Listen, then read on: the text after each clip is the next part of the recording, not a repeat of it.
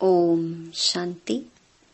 25 जनवरी 2025 बाबा के महावाक्य। मीठे बच्चे, चुस्त स्टूडेंट बन अच्छे मार्क्स से पास होने का पुरुषार्थ करो। सुस्त स्टूडेंट नहीं बनना। सुस्त वह जिन्हें सारा दिन मित्र संबंधी याद आते हैं। प्रश्न, संगम युग पर सबसे तकदीरवान किसको कहेंगे? उत्तर, जिन्होंने अपना तन मन धन सब सफल किया है व कर रहे हैं, वो हैं तकदीरवान।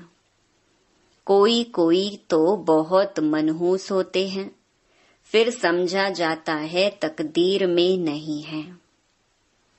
समझते नहीं कि विनाश सामने खड़ा है, कुछ तो कर लें। तकदीरवान बच्चे समझते हैं बाप अभी सम्मुख आया है, हम अपना सब कुछ सफल कर लें। हिम्मत रख, अनेकों का भाग्य बनाने के निमित्त बन जाएं। गीत, तकदीर जगाकर आई हूँ। ओम शांति। यह तो तुम बच्चे तकदीर बना रहे हो। गीता में श्री कृष्ण का नाम डाल दिया है और कहते हैं भगवानुवाच, मैं तुमको राजयोग सिखाता हूँ। अब कृष्ण भगवानुवाच तो है नहीं, यह श्री कृष्ण तो एम ऑब्जेक्ट है। फिर शिव भगवानुवाच कि मैं तुमको राजाओं का राजा बनाता हूँ। तो पहले जरूर प्रिंस कृष्ण बनेंगे, बाकी कृष्ण भगवानुवाच नहीं है। कृष्ण तो तुम बच्चों की एम ऑब्जेक्ट है। यह पाठशाला है, भगवान पढ़ाते हैं, तुम सब प्रिंस प्रिंसेस बनते हो। बाप कहते हैं बहुत जन्मों के अंत के भी अंत में मैं तुमको यह ज्ञान सुनाता हूँ, फिर सो श्री कृष्ण बनने लिए। इस पाठशाला का टीचर शिव बाबा है, कृष्ण नहीं। शिव बाबा ही दैवी धर्म की स्थापना करते हैं। तुम बच्चे कहते हो हम आए हैं तकदीर बनाने। आत्मा जानती है हम परमपिता परमात्मा से अब तकदीर बनाने आए हैं। यह है प्रिंस प्रिंसेस बनने की तकदीर। राजयोग है ना। शिव बाबा द्वारा पहले पहले स्वर्ग के 2 पत्ते राधे कृष्ण निकलते हैं।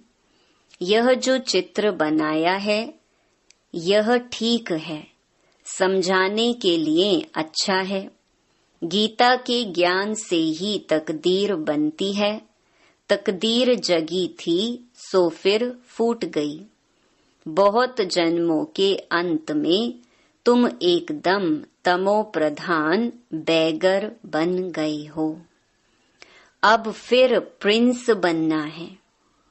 पहले तो जरूर राधे कृष्ण ही बनेंगे, फिर उन्हों की भी राजधानी चलती है। सिर्फ एक तो नहीं होगा ना। स्वयंवर बाद राधे कृष्ण सो फिर लक्ष्मी नारायण बनते हैं। नर से प्रिंस व नारायण बनना एक ही बात है। तुम बच्चे जानते हो यह लक्ष्मी नारायण स्वर्ग के मालिक थे। जरूर संगम पर ही स्थापना हुई होगी, इसीलिए संगम युग को पुरुषोत्तम युग कहा जाता है। आदि सनातन देवी देवता धर्म की स्थापना होती है, बाकी और सब धर्म विनाश हो जाएंगे। सतयुग में बरोबर एक ही धर्म था। वह हिस्ट्री ज्योग्राफी जरूर फिर से रिपीट होनी है।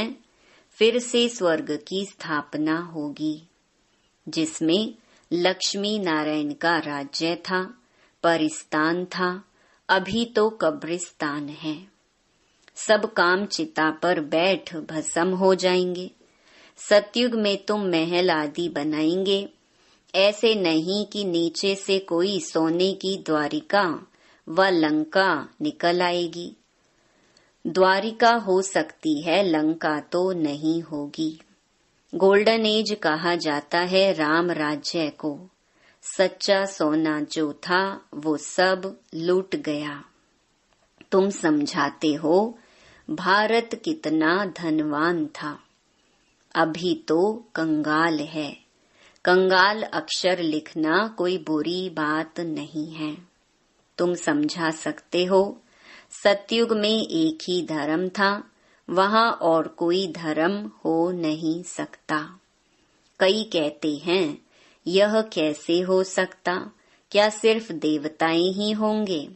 अनेक मतांतर हैं, एक न मिले दूसरे से। कितना वंडर है। कितने एक्टर्स हैं। अभी स्वर्ग की स्थापना हो रही है। हम स्वर्गवासी बनते हैं, यह याद रहे तो सदा हर्षित मुख रहेंगे। तुम बच्चों को बहुत खुशी रहनी चाहिए। तुम्हारी एम ऑब्जेक्ट तो ऊंच है ना। हम मनुष्य से देवता स्वर्गवासी बनते हैं। यह भी तुम ब्राह्मण ही जानते हो कि स्वर्ग की स्थापना हो रही है। यह भी सदैव याद रहना चाहिए, परंतु माया घड़ी घड़ी भुला देती है।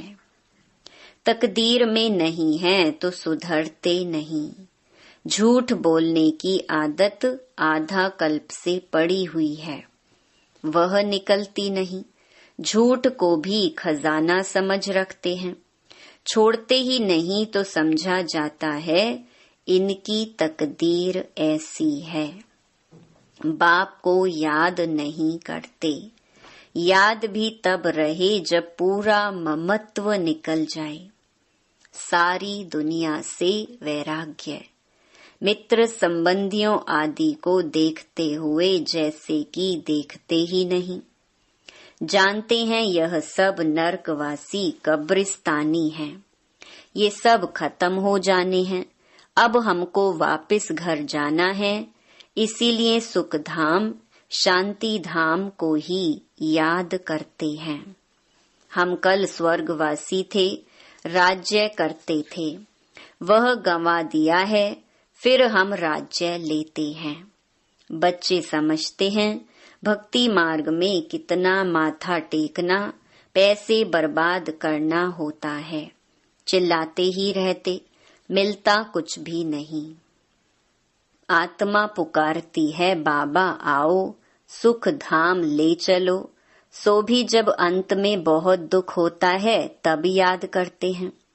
तुम देखते हो अभी यह पुरानी दुनिया खत्म होनी है। अभी हमारा यह अंतिम जन्म है। इसमें हमको सारी नॉलेज मिली है। नॉलेज पूरी धारण करनी है। अर्थक्वेक आदि अचानक होती है ना। हिंदुस्तान पाकिस्तान के पार्टीशन में कितने मरे होंगे। तुम बच्चों को शुरू से लेकर अंत तक सब मालूम पड़ा है। बाकी जो रहा हुआ होगा वह भी मालूम पड़ता जाएगा। सिर्फ एक सोमनाथ का मंदिर सोने का नहीं होगा, और भी बहुतों के महल मंदिर आदि होंगे सोने के। फिर क्या होता है, कहाँ गुम हो जाते हैं? क्या अर्थक्वेक में ऐसे अंदर चले जाते हैं जो निकलते ही नहीं, अंदर सड़ जाते हैं? क्या होता है? आगे चल तुमको पता पड़ जाएगा। कहते हैं सोने की द्वारिका चली गई। अभी तुम कहेंगे ड्रामा में वह नीचे चली गई, फिर चक्कर फिरेगा तो ऊपर आएगी। सो भी फिर से बनानी होगी। यह चक्र बुद्धि में सिमरण करते बड़ी खुशी रहनी चाहिए। यह चित्र तो पॉकेट में रख देना चाहिए। यह बैज बहुत सर्विस लायक है, परंतु इतनी सर्विस कोई करते नहीं है। तुम बच्चे ट्रेन में भी बहुत सर्विस कर सकते हो, परंतु कोई भी कभी समाचार लिखते नहीं है कि ट्रेन में क्या सर्विस की। 3rd क्लास में भी सर्विस हो सकती है। जिन्होंने कल्प पहले समझा है, जो मनुष्य से देवता बने हैं वही समझेंगे। मनुष्य से देवता गाया जाता है, ऐसे नहीं कहेंगे कि मनुष्य से क्रिश्चियन व मनुष्य से सिख। नहीं, मनुष्य से देवता बने अर्थात आदि सनातन देवी देवता धर्म की स्थापना हुई। बाकी सब अपने अपने धर्म में चले गए। झाड़ में दिखाया जाता है फलाने फलाने धर्म, फिर कब स्थापन होंगे। देवताएं हिंदू बन गए, हिंदू से फिर और धर्म में कन्वर्ट हो गए। वह भी बहुत निकलेंगे जो अपने श्रेष्ठ धर्म कर्म को छोड़ दूसरे धर्मों में जाकर पड़ी हैं। वह निकल आएंगे, पीछे थोड़ा समझेंगे, प्रजा में आ जाएंगे। देवी देवता धर्म में सब थोड़े ही आएंगे, सब अपने अपने सेक्शन में चले जाएंगे। तुम्हारी बुद्धि में ये सब बातें हैं, दुनिया में क्या क्या करते रहते हैं। अनाज के लिए कितना प्रबंध रखते हैं, बड़ी बड़ी मशीनें लगाते हैं, होता कुछ भी नहीं है। सृष्टि को तमो प्रधान बनना ही है, सीढ़ी नीचे उतरनी ही है। ड्रामा में जो नोंद है वह होता रहता है। फिर नई दुनिया की स्थापना होनी ही है। साइंस जो अभी सीख रहे हैं, थोड़े वर्ष में बहुत होशियार हो जाएंगे, जिससे फिर वहाँ बहुत अच्छी अच्छी चीजें बनेंगी। यह साइंस वहाँ सुख देने वाली होगी। यहाँ सुख तो थोड़ा है, दुख बहुत है। इस साइंस को निकले कितने वर्ष हुए हैं।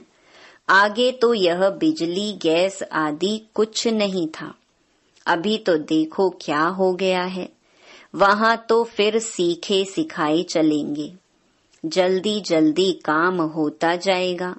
यहाँ भी देखो मकान कैसे बनते हैं, सब कुछ रेडी रहता है। कितनी मंजिल बनाते हैं, वहाँ ऐसे नहीं होगा। वहाँ तो सबको अपनी अपनी खेती होती है, टैक्स आदि कुछ नहीं पड़ेगा। वहाँ तो अथाह धन होता है, जमीन भी ढेर होती है। नदियाँ तो सब होंगी, बाकी नाले नहीं होंगे जो बाद में खोदे जाते हैं। बच्चों को अंदर में कितनी खुशी रहनी चाहिए। हमको डबल इंजन मिली हुई है। पहाड़ी पर ट्रेन को डबल इंजन मिलती है। तुम बच्चे भी उंगली देते हो ना। तुम हो कितने थोड़े, तुम्हारी महिमा भी गाई हुई है। तुम जानते हो हम खुदाई खिदमतगार हैं, श्रीमत पर खिदमत सेवा कर रहे हैं। बाबा भी खिदमत करने आए हैं। एक धर्म की स्थापना अनेक धर्मों का विनाश करा देते हैं। थोड़ा आगे चलकर देखेंगे, बहुत हंगामे होंगे। अभी भी डर रहे हैं, कहाँ लड़कर बॉम्ब्स ना चला दें। चिंगारी तो बहुत लगती रहती हैं, घड़ी घड़ी आपस में लड़ते रहते हैं। बच्चे जानते हैं पुरानी दुनिया खत्म होनी ही है, फिर हम अपने घर चले जाएंगे। अभी 84 का चक्कर पूरा हुआ है, सब इकट्ठे चले जाएंगे। तुम्हारे में भी थोड़े हैं जिनको घड़ी घड़ी याद रहती है। ड्रामा अनुसार चुस्त और सुस्त दोनों ही प्रकार के स्टूडेंट हैं। चुस्त स्टूडेंट अच्छी मार्क्स से पास हो जाते हैं। सुस्त जो होगा उनका तो सारा दिन लड़ना झगड़ना ही होता रहता है। बाप को याद नहीं करते। सारा दिन मित्र संबंधी ही बहुत याद आते रहते हैं। यहाँ तो सब कुछ भूल जाना होता है। हम आत्मा हैं, यह शरीर रूपी दुम लटका हुआ है। हम कर्मातीत अवस्था को पा लेंगे, फिर यह दुम छूट जाएगा। यही फिक्र है। कर्मातीत अवस्था हो जाए तो यह शरीर खत्म हो जाए, हम श्याम से सुंदर बन जाएं। मेहनत तो करनी है ना। प्रदर्शनी में भी देखो कितनी मेहनत करते हैं। महेंद्र जो भोपाल के हैं, महेंद्र भाई ने कितनी हिम्मत दिखाई है। अकेला कितनी मेहनत से प्रदर्शनी आदि करते हैं। मेहनत का फल भी तो मिलेगा ना। एक ने कितनी कमाल की है, कितनों का कल्याण किया है। मित्र संबंधियों आदि की मदद से ही कितना काम किया है। कमाल है। मित्र संबंधियों को समझाते हैं, यह पैसे आदि सब इस कार्य में लगाओ, रखकर क्या करेंगे। सेंटर भी खोला है हिम्मत से, कितनों का भाग्य बनाया है। ऐसे 5-7 निकले तो कितनी सर्विस हो जाए। कोई कोई तो बहुत मनहूस होते हैं, फिर समझा जाता तकदीर में नहीं है। समझते नहीं विनाश सामने खड़ा है, कुछ तो कर ले। अभी मनुष्य जो दान करेंगे, ईश्वर अर्थ कुछ भी मिलेगा नहीं। ईश्वर तो अभी आया है स्वर्ग की राजाई देने। दान पुण्य करने वालों को कुछ भी मिलेगा नहीं। संगम पर जिन्होंने अपना तन मन धन सब सफल किया है, वह कर रहे हैं, वह हैं तकदीरवान। परंतु तकदीर में नहीं है तो समझते ही नहीं। तुम जानते हो वह भी ब्राह्मण है, हम भी ब्राह्मण हैं। हम हैं प्रजापिता ब्रह्मा कुमार कुमारियां। इतने ढेर ब्राह्मण, वह हैं कुख वंशावली। तुम हो मुख वंशावली। शिव जयंती संगम पर होती है। अब स्वर्ग बनाने लिए बाप मंत्र देते हैं, मन मना भव। मुझे याद करो तो तुम पवित्र बन पवित्र दुनिया का मालिक बन जाएंगे। ऐसे युक्ति से पर्चे छपाने चाहिए। दुनिया में मरते तो बहुत है ना। जहाँ भी कोई मरे तो वहाँ पर्चे बांटने चाहिए। बाप जब आते हैं तब ही पुरानी दुनिया का विनाश होता है और उसके बाद स्वर्ग के द्वार खुलते हैं। अगर कोई सुखधाम चलना चाहे तो यह मंत्र है, मन मना भव। ऐसा रसीला छपा हुआ पर्चा सबके पास हो। शमशान में भी बांट सकते हैं। बच्चों को सर्विस का शौक चाहिए। सर्विस की युक्तियां तो बहुत बतलाते हैं। यह तो अच्छी रीति लिख देना चाहिए। एम ऑब्जेक्ट तो लिखा हुआ है। समझाने की बड़ी अच्छी युक्ति चाहिए। अच्छा, मीठे मीठे सिकिलधे बच्चों प्रति मात पिता बाप दादा का याद प्यार और गुड मॉर्निंग। रूहानी बाप की रूहानी बच्चों को नमस्ते। धारणा के लिए मुख्य सार। पहला, कर्मातीत अवस्था को प्राप्त करने के लिए इस शरीर रूपी दुम को भूल जाना है। एक बाप के सिवाय कोई मित्र संबंधी याद न आए, यह मेहनत करना है। दूसरा, श्रीमत पर खुदाई खिदमतगार बनना है। तन मन धन सब सफल कर अपनी ऊंच तकदीर बनानी है। वरदान, कर्म भोग रूपी परिस्थिति की आकर्षण को भी समाप्त करने वाले संपूर्ण नष्टो मोहा भव। अभी तक प्रकृति द्वारा बनी हुई परिस्थितियां अवस्था को अपनी तरफ कुछ न कुछ आकर्षित करती हैं। सबसे ज्यादा अपनी देह के हिसाब किताब रहे हुए कर्म भोग के रूप में आने वाली परिस्थिति अपने तरफ आकर्षित करती है। जब यह भी आकर्षण समाप्त हो जाए तब कहेंगे संपूर्ण नष्टो मोहा। कोई भी देह की व देह के दुनिया की परिस्थिति स्थिति को हिला नहीं सके, यही संपूर्ण स्टेज है। जब ऐसी स्टेज तक पहुंच जाएंगे तब सेकंड में अपने मास्टर सर्वशक्तिमान स्वरूप में सहज स्थित हो सकेंगे। स्लोगन: पवित्रता का व्रत सबसे श्रेष्ठ सत्यनारायण का व्रत है। इसमें ही अतीन्द्रिय सुख समाया हुआ है। अपनी शक्तिशाली मनसा द्वारा सकाश देने की सेवा करो। मनसा सेवा बेहद की सेवा है। जितना आप मनसा से, वाणी से स्वयं सैंपल बनेंगे तो सैंपल को देख करके स्वतः ही आकर्षित होंगे। कोई भी स्थूल कार्य करते हुए मनसा द्वारा वाइब्रेशंस फैलाने की सेवा करो। जैसे कोई बिजनेसमैन है तो स्वप्न में भी अपना बिजनेस देखता है, ऐसे आपका काम है विश्व कल्याण करना। यही आपका ऑक्यूपेशन है। इस ऑक्यूपेशन को स्मृति में रख सदा सेवा में बिजी रहो। अच्छा, ओम शांति।